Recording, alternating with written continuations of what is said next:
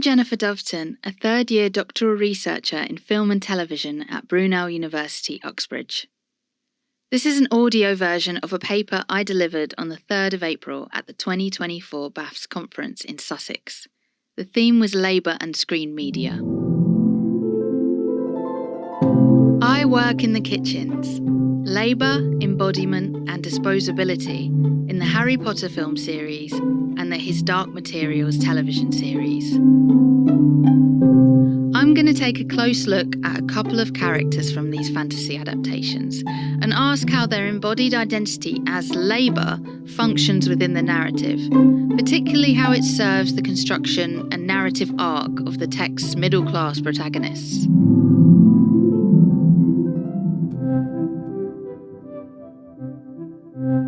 The His Dark Materials television series is an adaptation of Philip Pullman's literary trilogy. It aired on HBO and the BBC between 2019 and 2023. The Harry Potter film series, released between 2001 and 2011, was based on the wildly popular books by J.K. Rowling. These two case studies interest me because they are portal quest or secondary world fantasies, which, unlike high fantasy, depict our world as well as a secondary world. While their depiction of our world, i.e. in this case contemporary Britain, is limited, the text's imagined alternative, its aesthetics, its mise-en-scène, communicate more than you might think about Britishness and class.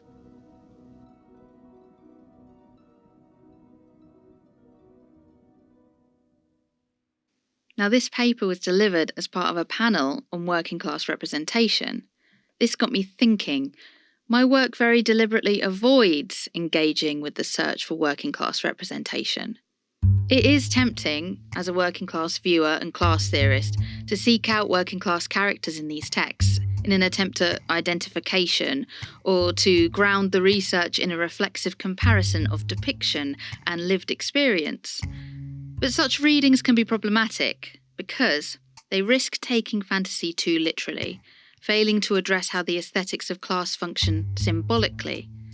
They propagate the assumption that working class people can only speak within the confines of their own lived experience, only speak through the logics of realism in correspondence with reality or gritty reality.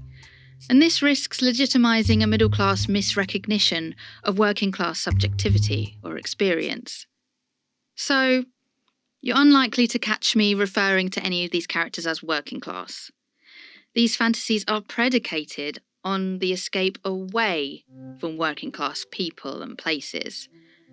So rather than piecing together a catalogue of working-class traits, my research is sketching out the aspirational middle-class subject, revealed by sociological work such as Pierre Bourdieu and Bev Skeggs, and their examination of symbolic class value. The middle classes construct themselves through accumulating capitals, extracting value from their proximity to and distance from things, including labour and working classness. In fantasy, markers of working classness emerge in a functional capacity, in service not of working class representation, but of the construction of a middle class hero and a middle class quest. Conventions of the fantasy genre itself speak to these constellations of class. Fantasy explores a number of oppositions or dichotomies, including between nature and the industrial, mobility and fixity, magical and non-magical, and Cartesian dualisms of the body and the mind. Much of this serves the textual divide between the individual protagonist and the background mass. And I'll touch on this throughout this look at labour in fantasy texts. We can really see these oppositions play out in J.R.R. Tolkien's The Lord of the Rings, which is a useful text to start with because many, including fantasy theorist Brian Atterbury, place it at the centre of the fantasy genre's fuzzy set. Tolkien drew on these dichotomies to express his opposition to industrial sprawl. The Lord of the Rings conjures up an epic war between those favoured by the fairy magic of nature and goodness and the malevolent manipulations of magical technologies. Saruman threatens to ruin the land with his orc army, as we can see in Peter Jackson's film The Fellowship of the Ring, in which Isengard is depicted as a smoking blight on the landscape. In her book Fantasy Film, Catherine Folks notes that the orcs and their mechanical advantage over the landscape links machinery with evil, in harsh opposition to nature. And beneath that smoking blight, down in the caverns of Isengard, we see what is essentially a factory, with thousands of orcs crafting weapons. These orcs embody labour. There is no separation between them and the evil work that they do. In fact, the Urak High emerge as a man-made form of orc, as Folks comments, engineered by Saruman and thus, like machines, lacking in individuality or humanity.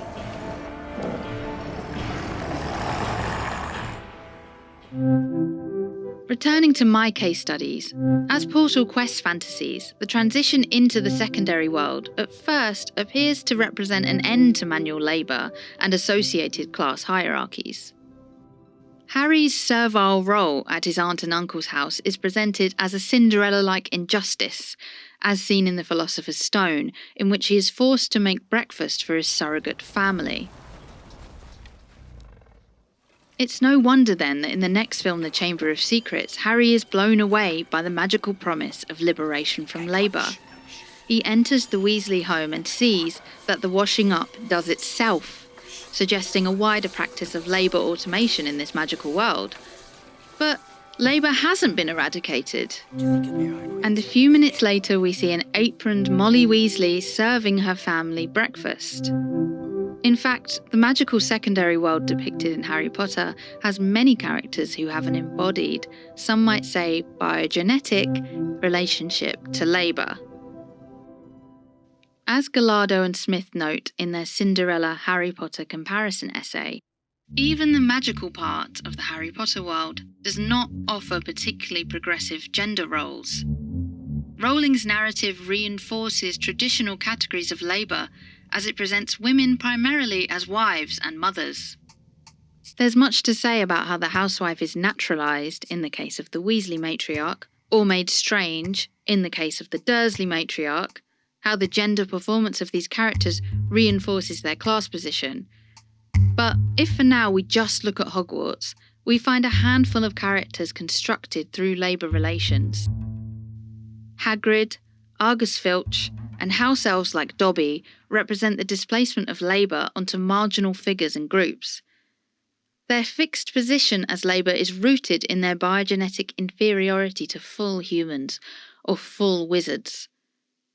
Hagrid, who is half giant, so not fully human, occupies a marginal position at the edge of the school grounds, and this is established as his proper position in life.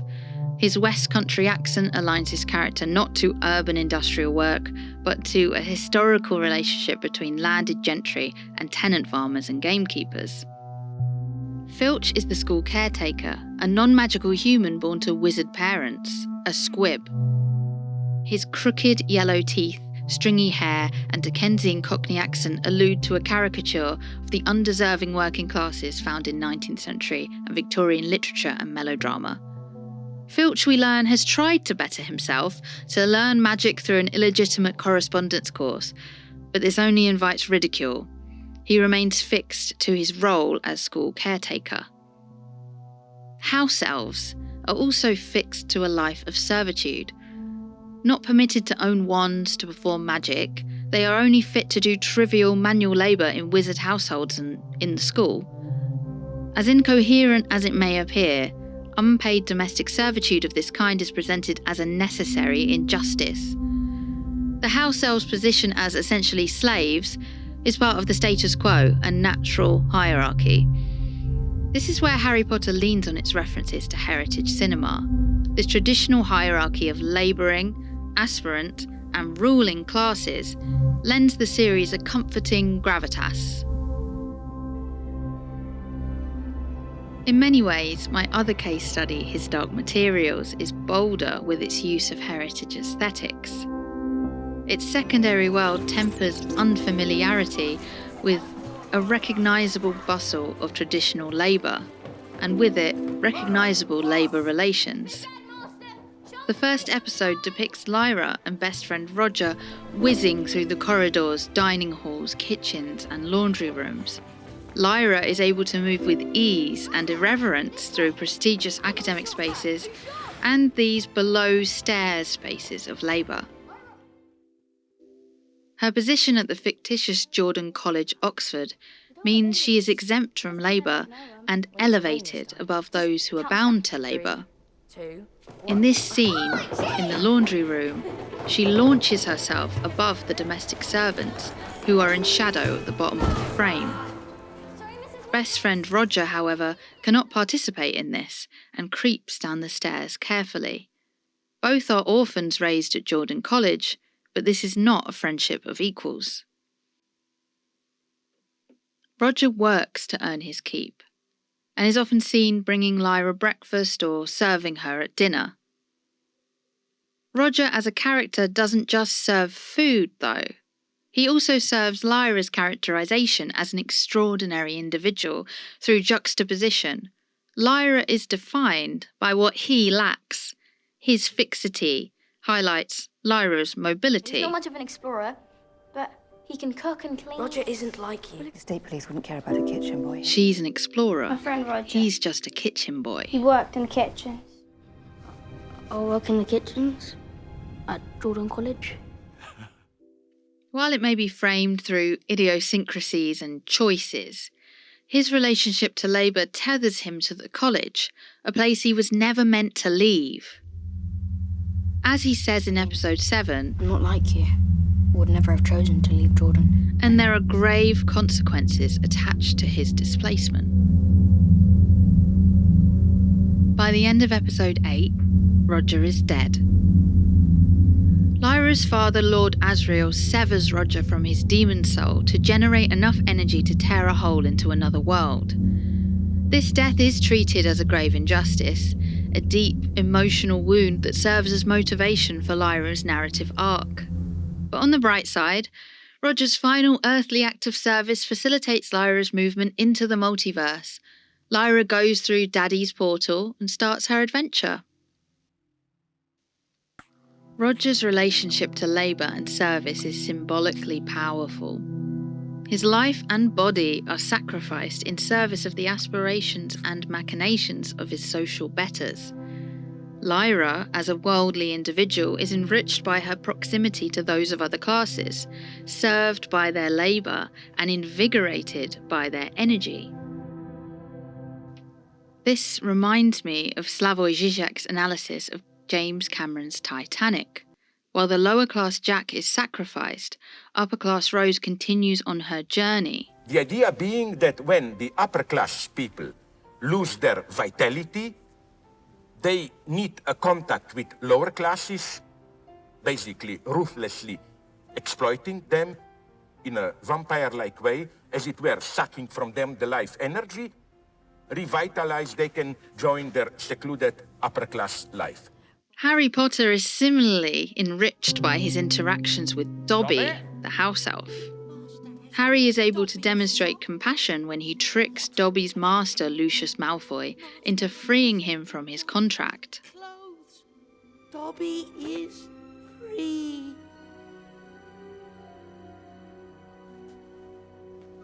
This act of kindness serves to elevate Harry above characters who uphold house elf subjugation, but also elevate him above Dobby, who continues to be deferent and servile to Harry alone. Harm Harry Potter. Like with Roger, who is dragged along on an adventure he wasn't built for, this extrication from domestic labour is unnatural and unsustainable.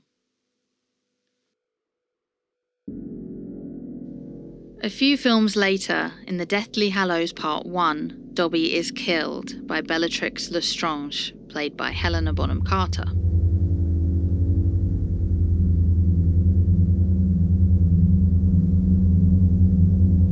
Harry and friends are free to teleport away, while Dobby is fatally wounded. This sacrifice comes immediately after declaring his intention. And Dobby has come to save Harry Potter and his friends.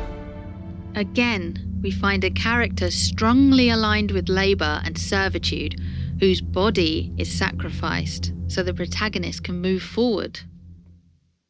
In The Deathly Hallows Part 1, we see Dobby's gravestone. It reads, "Here lies Dobby, a free elf."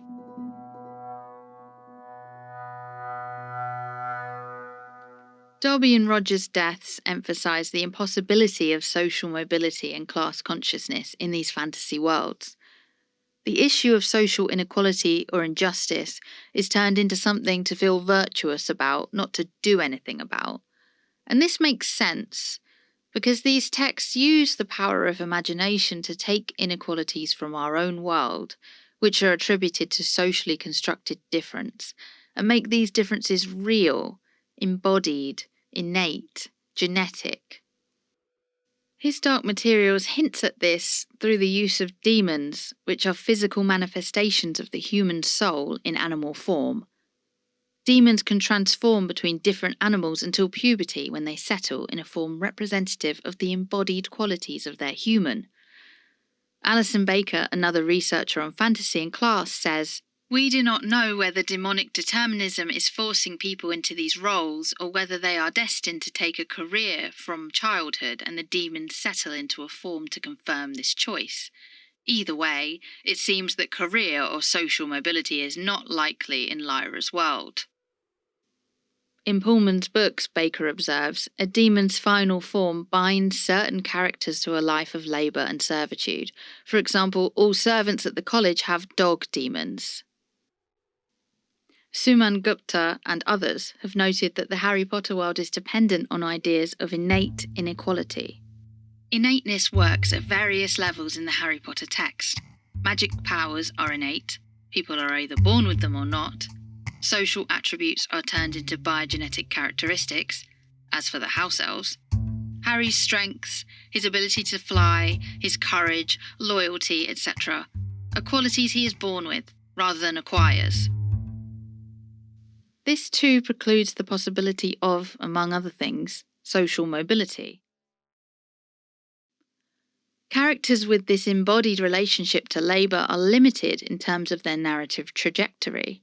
In most cases, the tragedy is they would not or could not stay in their rightful place as labour. Their relationship to labour isn't just built into their bodies, but affixed to their souls.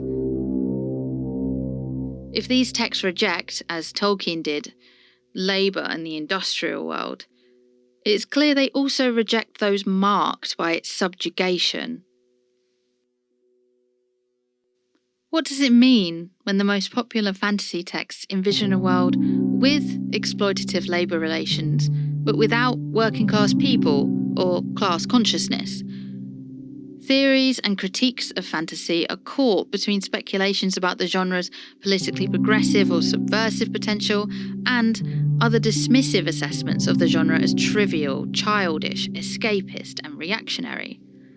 Mark Bould points to the fallacy of eulogising fantasy fiction as a subversive or a progressive mode, as this is just as one-sided as denunciating it as mystificatory or reactionary. I would build on that and argue that these positions are two sides of the same coin, mutually benefiting fantasy fiction as a commodity. Harry Potter achieved broad success even beyond the blockbuster, and this modest His Dark Materials adaptation, while not as wildly successful, retained some of the cultural capital of a literary adaptation. Each have benefited from an assumption that the act of world-building, fantasizing, is a politically progressive one, that it will inevitably imagine a better world and teach children to do the same. This assumption, paired with the dismissal of fantasy as pure entertainment, allows fantasy to reproduce hegemonic ideology while avoiding basic political scrutiny. In these case studies, many of the imagined impossibilities merely solidify real-world inequalities as facts of nature or supernature. Liberation from what is possible in these texts offers only individual hope of relief, rather than structural or revolutionary answers to the problems they themselves imagine or allude to. Furthermore, my thesis argues that such world-building contributes to a neoliberal rhetoric of aspiration, which responds to increasing inequality and vulnerability in society with myths of individual meritocratic attainment through, among other things, emulating middle-class lifestyles. But of course, not everyone is able to do that. Not everyone wants to do that. If you want to learn more about this, listen to the podcast I recorded for Technecast and check out my video essays on YouTube. If you want to chat more, I have a Twitter at jdhdovton. My YouTube account is also jdhdovton, and I have a WordPress, jdhdovton.wordpress.com. Thank you. Thanks to my supervisors, Paul Moody and Caroline Ruddle. Thanks to the BAFTSS conference organisers for having me. And thank you to Felix for being a cool dude. Bye!